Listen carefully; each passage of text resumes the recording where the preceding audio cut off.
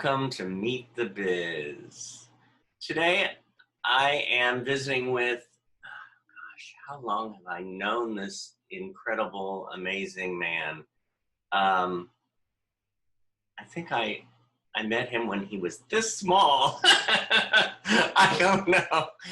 Oh, he is wonderful. He's wonderful. He is a professional software engineer specializing in web design and development.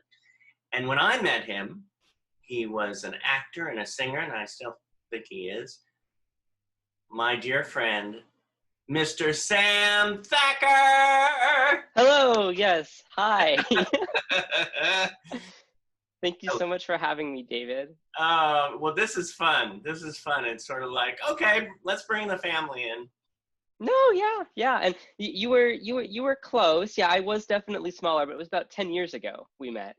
Was it only 10 years ago? It's been 10 years.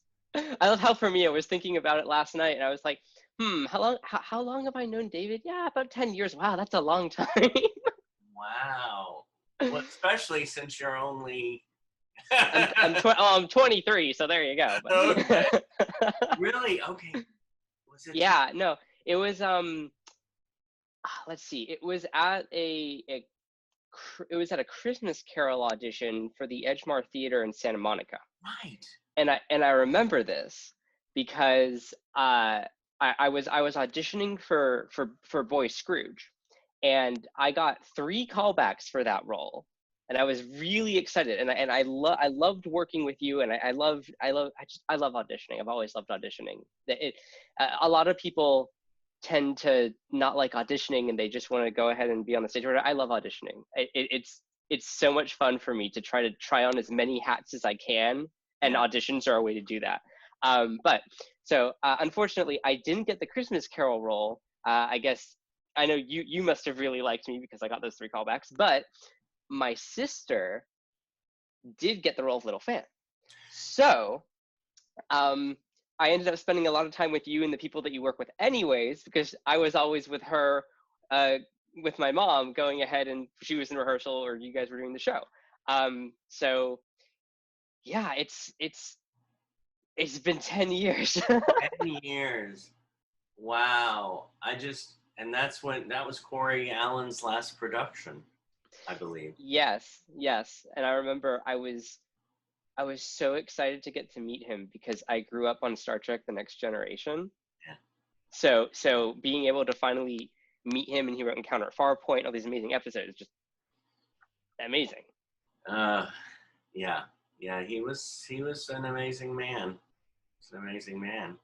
And you are an amazing man. And then we went on to you did Lainey Kazan's workshop. Yes, yeah, and Lainey's workshop was I still think about it a lot, and I have to say it's one of the most magical acting training experiences that I have, that I've had, that I remember, and I say that having worked with some amazing, wonderful, world-class coaches, and the reason for that is I was working on a song I was prepping a song for a performance, and the workshop itself wasn't necessarily dealing with singing, but I had brought it anyways, and she wanted to hear it. So I went ahead and I performed Willkommen from Cabaret in front of the entire workshop, and just the pointers that she gave and the way that she worked with me on it. I remember it to this day, and I've used that song several times over the course of my tenure doing acting and performing, and I always think back to the notes that she gave me. So no matter what you are doing, anything magic is always tied to the name David Zimmerman, I would say. That's right. And that's you. You are magic, because you do beside the acting and the singing, you do my website, and you do my websites. Yes, I think we're at 5 now, all 5 of them. 5? I believe. Yeah.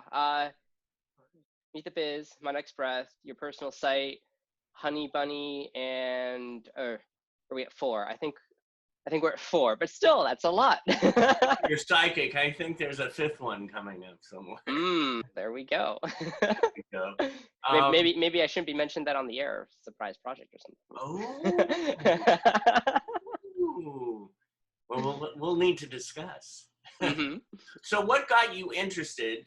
Of course, you were in the acting field. You were singing. You were doing all this stuff. What got you interested in web design, development, and engineering? So really funny thing is I and my memory's a little hazy because I've been doing this for a very long time, but I got into both of them at a very young age. The acting because I saw a friend in a musical theater production, and I turned to my mom in the audience and said, "I want to do that. That looks fun." And I was like 7 or something like that. I was really young. But at the same time is when I was getting into computers, and I started teaching myself how to program from a really young age. I would just go on my computer and mess around, try to figure out how the computer worked. How could I get it to do things specific to what I wanted to do to program it, essentially. And that eventually evolved into websites because this was like mid 2000s, I want to say, and at the early mid 2000s, and at the time there was a really big web boom. A lot of people were going ahead and making websites. The web was kind of like, okay, web 1.0, web 2.0, the new frontier for everything interconnected on the computer. And I really wanted to learn how to go ahead and how do they make the website? How does it work?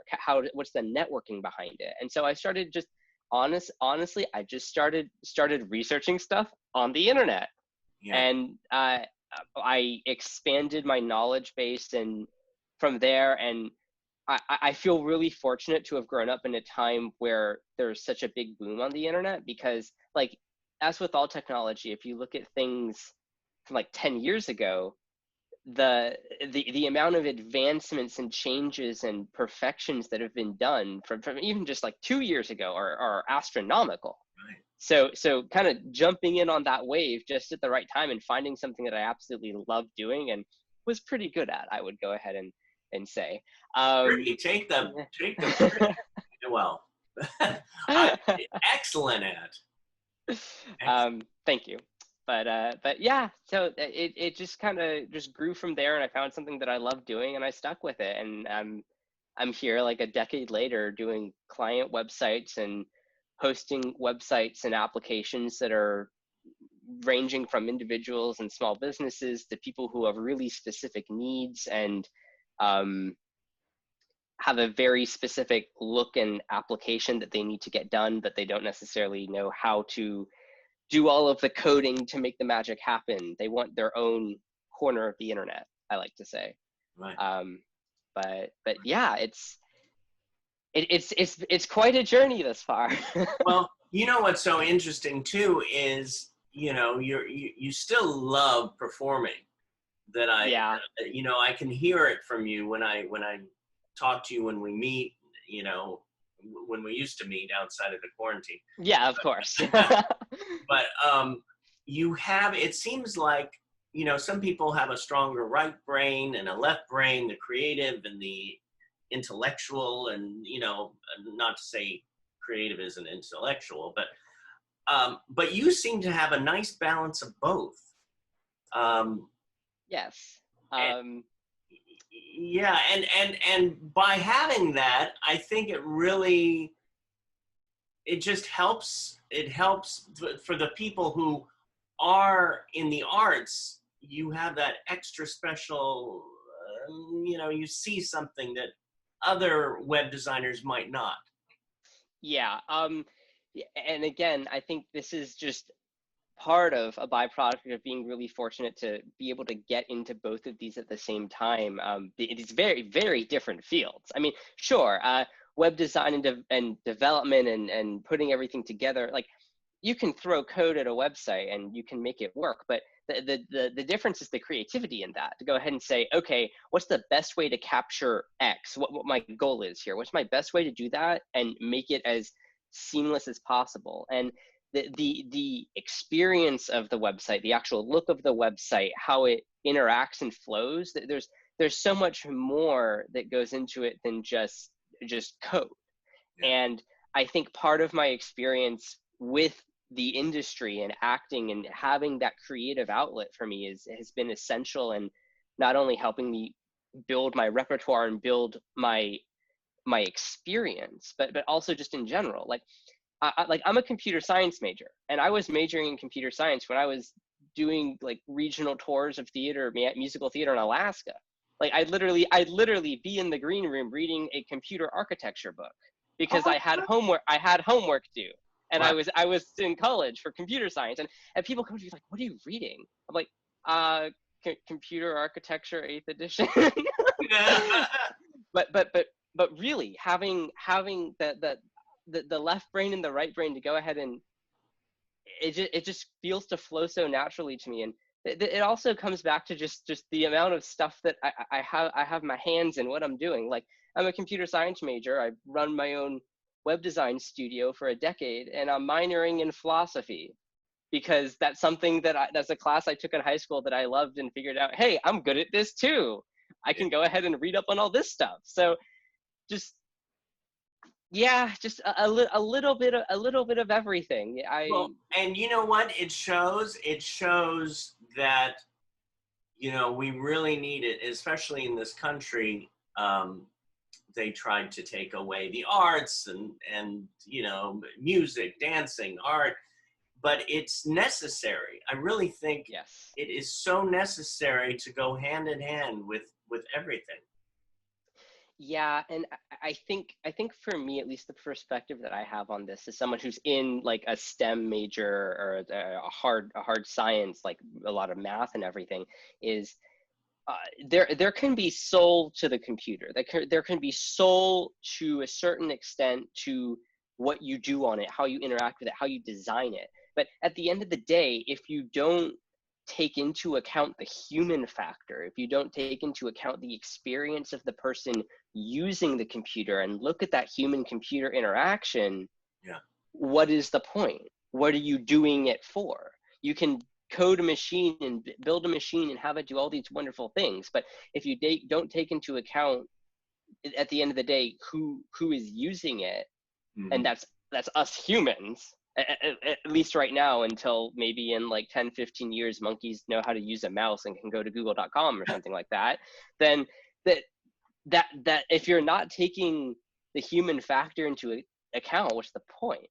Yeah. And that's something that a lot of engineers and software developers who are so ingrained in just the code and the computer and thinking like a compiler when you're compiling code, they kind of lose sight of that, the humanity of it. And Yeah. I think having the experience in the arts to go ahead and not only have that human interaction, but human connection with someone on stage that you've never met, who's a completely different character or person than they were 5 seconds ago when you were waiting with them in the wings. That you can't replicate that. There's no algorithm, at least not yet, for human emotion and interconnectivity. Thank God. And that's still just so important. Oh, we've got to, even when they're talking about getting rid of actors and having just computer generated actors, and I'm going, no, the humanity, the Yeah. subtle, you can't replicate that. It's just, no. Yeah, there's technology is great, but we need to understand that. I mean, if anything, hey, I'm able to do this interview with you right now despite the whole pandemic and everything going on because of technology. Yeah. I love technology and I love understanding how it works, but we need to know the difference between the use of the tool and trying to force the tool to do something that it wasn't designed to do. Right. Is what I would say. Yeah. So who would you say needs a website, especially nowadays? This would be a question that a few people have asked me. Why do I need a website when I have Facebook or Instagram or Twitter? Yeah. So here's the thing. I would say anyone who is trying to market themselves, whether it's an individual, a small business, a multinational corporation, everyone needs a website. And here's why. Sure, you have all these platforms like Facebook and Twitter and all this social media that's fantastic for going ahead and getting the word out, putting yourself out there. I used it extensively for when I was acting. I go ahead and make a Facebook post and say, oh, hey, here's something I'm working on right now, with just like some photos or a video if it was allowed to be filmed, stuff like that, just to keep people in the loop as to what I'm doing. But having your own corner of the internet that you can fully control is very different from using a platform that someone else has designed and is tweaking the way that it works, for example. And this just goes to show recently with what Twitter's been doing. Twitter's been doing a lot of changes in terms of how they're managing their platform, and they're putting more emphasis on quoted retweets as opposed to just regular retweets, because they want to encourage conversation. And some would argue that that's great, and some would argue that that choice is not great. But at the end of the day, if you were using Twitter to try and market yourself, you don't have a say over that platform. You have to follow Twitter's rules. You have to follow all the guidelines they put in place. So especially for actors and performers who are literally marketing themselves as the person, as they're selling their experience, they're selling their ability to act and perform, having a website is very important to not only market yourself, but have a place that you can control. Because sure, not even social media, you have all these sites like IMDb, I mean, Actors Access, a little less so, that's mainly for actual auditions, but like IMDb, like you can put your reel up, you can put your photos up, but you can't control the way IMDb looks. You can't control what it does. Yeah. You need something, you need a website that's indicative of what you're marketing, which is you. You need something that represents creatively and expressively, individually, who you are and what you bring to the table. And the way that I like to think of this is a phrase that, or a term that everyone is familiar with at some point in their lives. And it's that first impressions matter. And sure, you could go ahead and say that about anything, but what I'm trying to get at is, whether you're walking into a job interview or an audition room, pretty much same thing, or you're meeting someone for the first time, you're going on a first date, what have you. The first 10 seconds, the first impression that person makes matters the most.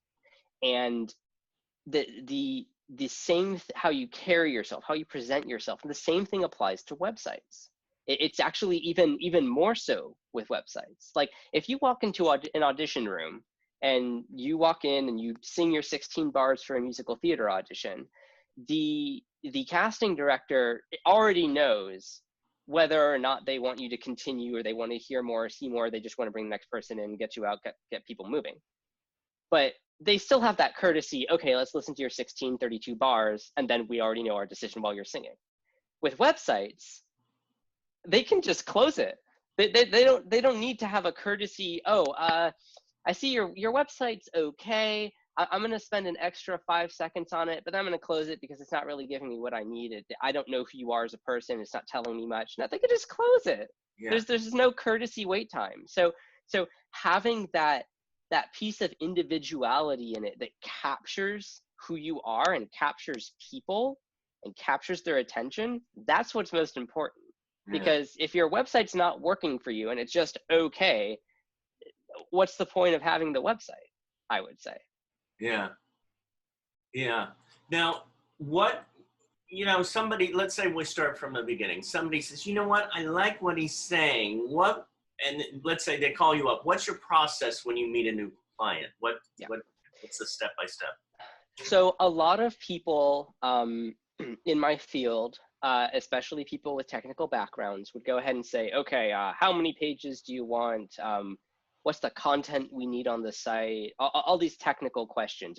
Do you have a web host, whatever, stuff like that. I want to know you as a person. I want to know what drives you, what captures you, what do you want to represent on the website? Because at the end of the day, as I was saying, the website is you. You're marketing yourself or your brand or what have you. Yeah. And in order to capture that, you need to know the person. You need to know who you're dealing with. I want to, like, if you're an actor, whether you have reels that you're going to put on, or you're just starting out, I want to know what you would like to do. What's a role that you would see yourself in, that you would want to do? Excuse me. And knowing that and knowing the person allows me to tailor the design and the feel and the flow of the site to that person. And sure, there are a lot of websites and tools out there that I won't name any because they're my competition, but that allow you to go ahead, drag and drop, make your own site, 10 minutes, $10 a month, put some text and images in, change some colors, and you're done. Yeah. And that's great for basic websites. That's fine. If the minimum bar is having a website, you now have a website.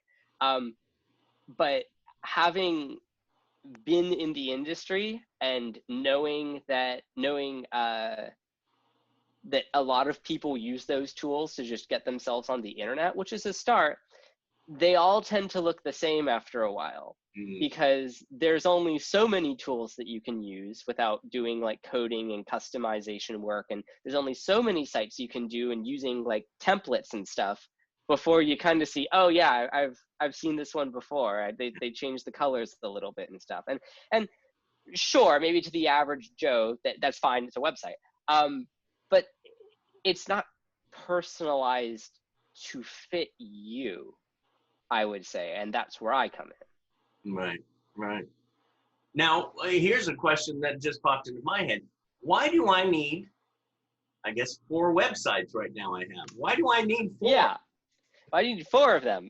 Well, at least in your case, you have a lot going on. You have a lot of projects. You have a lot of things that are separated out.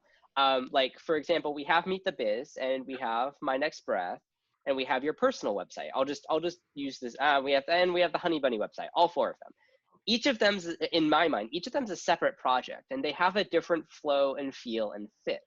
So the design of the Meet the Biz website isn't going to match the feel and design of the Honey Bunny website. And the reason for that is putting like all of the technical things aside, they have different feel, they have different flow.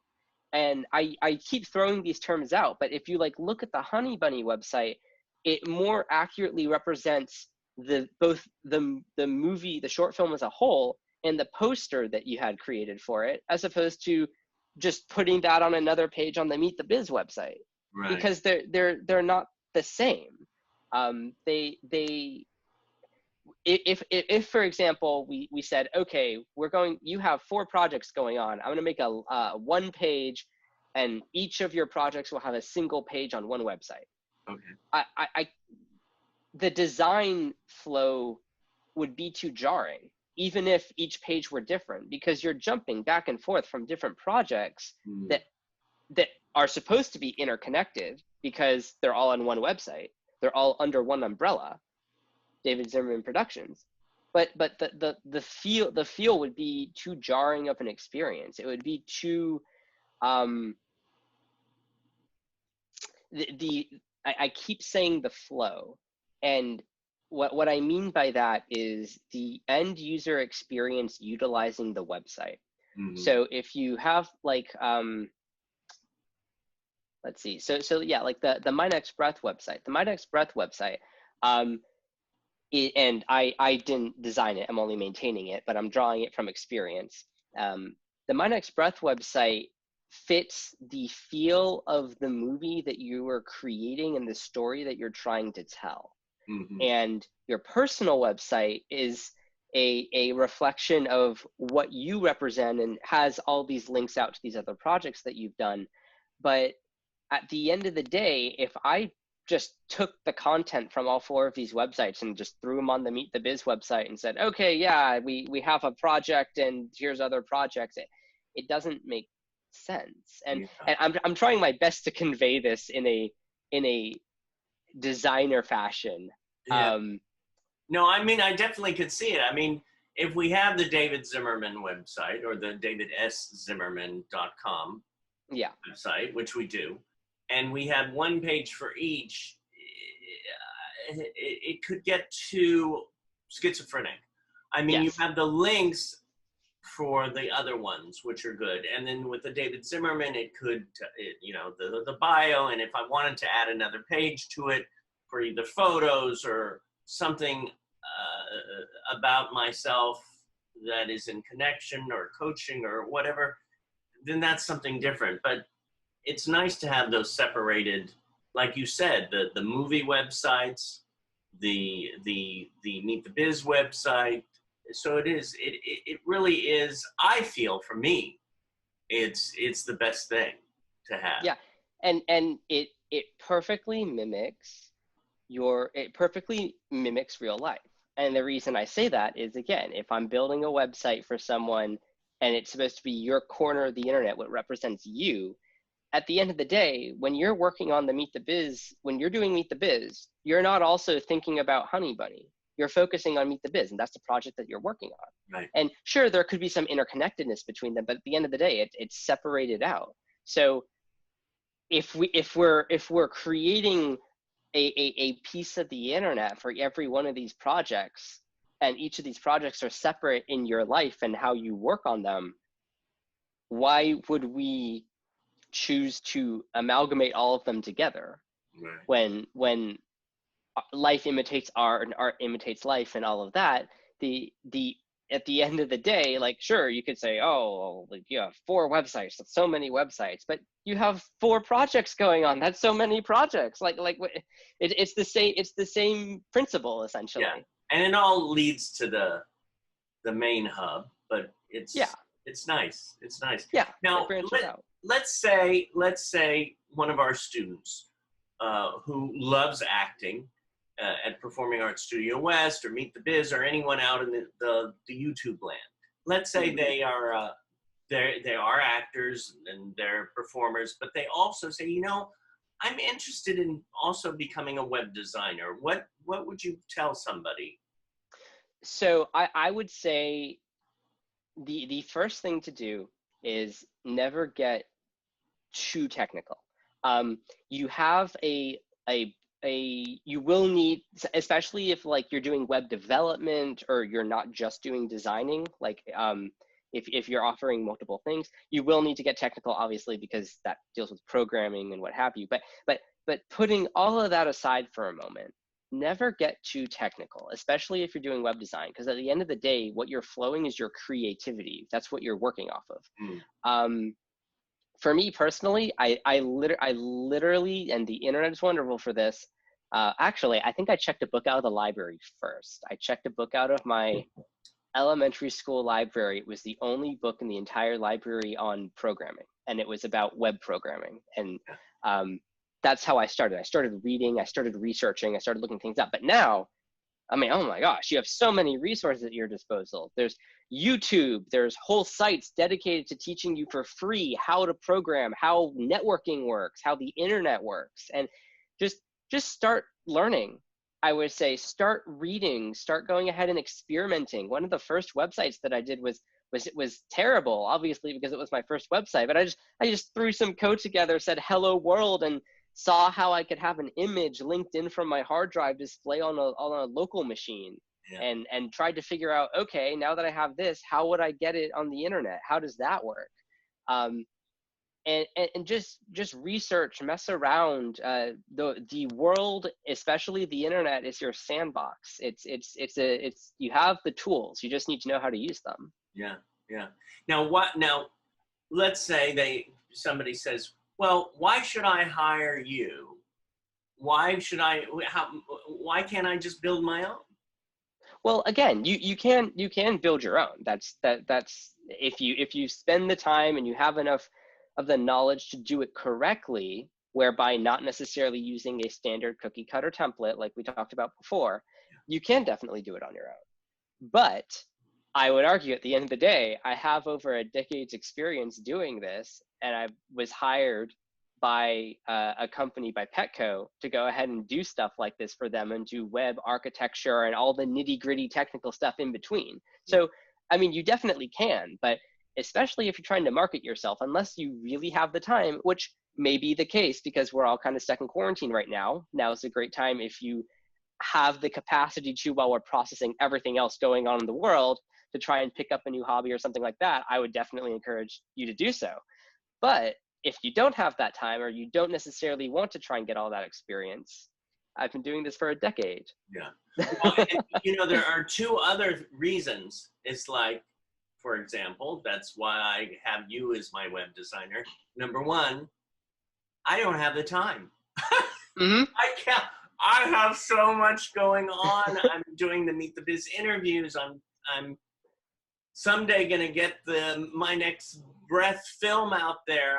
The Honey Bunny has to go to film festivals. I'm teaching. I'm doing that. So I have so much going on that I would not be able to sleep, or probably either if I had to also keep my websites up. So that's number one. And the second thing was, there goes my 56-year-old brain. It went, no, I'm not gonna get you. It's hiding. 20. Oh, there it is. A second pair of eyes, or a third pair of eyes. Mm-hmm. To have, you know, because if you're just, it's, you know, when you're being creative, when you're doing projects, it's always good to have people working together, because if you're just doing it yourself, you don't see everything, and it's that collaboration. Yes. Yeah, I would. Yeah, definitely. Especially like I love working with other creatives when it comes to client sites, because they have that eye, and they know what most of the time they know what they're looking for, and they know they're able to articulate how they want it, because they kind of they utilize that part of the brain more. Like at the end of the day, if I'm working on a site for someone and they tell me one thing and I give them exactly what they want, and they say, oh no, not that, something completely different. The language there is missing. The connection there is missing between creatives. But also, on top of everything, I'm going to take this back to, you have 4 websites. You can go ahead and let's say right now you threw stuff together, you had your own sites. Especially because like the Meet the Biz site especially has so much custom code going on in the background, and I have all this stuff that's built out specifically for how you utilize it and how Meet the Biz operates. It's not just, oh yeah, throw some videos on the website, got some photos, life's good, we're done. There's a lot of maintenance that goes into that. There's a lot of maintaining and updating software and taking care of servers. And sure, you could go ahead and pay a web host to take care of the servers for you. Most of the time, honestly, in my personal and professional opinion, a lot of those web hosts are doing the bare minimum, and they are not up to date on a lot of things. I'm not going to name names, but I just went live with another client website that's hosted on a pretty well-known like third-party hosting vendor. And I ran into problems because my development server is running the latest and updated versions of all these back-end frameworks and codecs and technical things that make the site work. Right. And then I put it on this HostGator, and all of those codecs hadn't been updated in 3 years. So I had to go back and be like, okay, I need to change how I'm coding some of this stuff, because it's not going to work on their site, because they say they've updated to the latest versions of everything on their documentation, and they haven't. Right. So yeah. But yeah, I mean, I would definitely say at the end of the day, it depends on your use case. It depends on what you're trying to do. But unless you really have the time and resources to go ahead and do it right, it's better to go ahead and I'm a little bit biased for saying this, but I would say, and you can attest to this having done so, it's better to hire someone who knows what they're doing in the first place. Oh yeah. Oh yeah. Yeah. So what is your biggest, this is sort of like, I'm merging these two together. What is your biggest joy, or what turns you on the most? So I will go ahead and say I miss the theater. Mm. I, I made the decision to go back on the acting as I finished up my computer science degree, as I'm doing that, and also as I started taking on more and more client work, and also got hired by a company to go ahead and do a lot of web services and integrated software engineering for them. That's Petco. Um, but I miss the theater. But at the end of the day, I would say my biggest joy in life, and I was just talking to my family about this last night over Shabbat dinner. My biggest joy in life is working on the web. And the reason I say this isn't because like, oh, I run my own business, I want people to hire me, whatever. No, the reason I say this is right now, the work that I do for Petco deals a lot with web infrastructure and web engineering. Yeah. Kind of getting servers to talk to each other and all this technical mumbo jumbo. I find myself doing that for fun.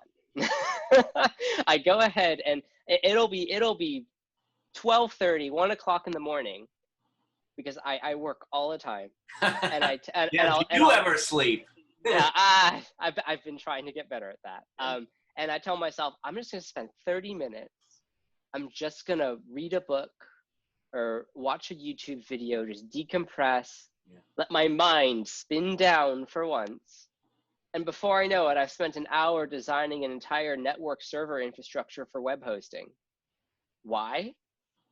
I don't know, because I like doing that. That's honestly working with computers, understanding how they work, getting them to do things that maybe you've never had them do before, maybe nobody has ever had them do before. That is just so cool to me. Yeah. That's so cool. Just learn, and the breadth of knowledge and capacity that we have for technology and the internet especially is just so, to me, it like we're in the middle of such a huge technological boom, and even at that, I still think to myself, man, there's so much untapped potential in the internet still, in technology and everything that we do. Right. And at the end of the day, I would say bridging the connect that brings me joy. I would say the biggest joy is bridging that connection between the technical and the human. And I think that speaks well both for having done acting and doing websites, but also with my degrees. I'm a computer science major, minoring in philosophy. And to some, oh, that sounds great because that works well because AI. No, I'm not interested in AI. I don't care about AI. I'm interested in the impact that technology has on us as humans, and how that shapes our lives, and how the internet has shaped our lives, especially coming from a generation where I grew up with the internet. Yeah. And bringing those two things together for me is what really stands out. Not only understanding how it works and operates, but molding it, forming it, having it do what we want with it, with this tool that we've created that is now ever so expansive and ever present. And at the end of the day, I think that is what brings me the most joy.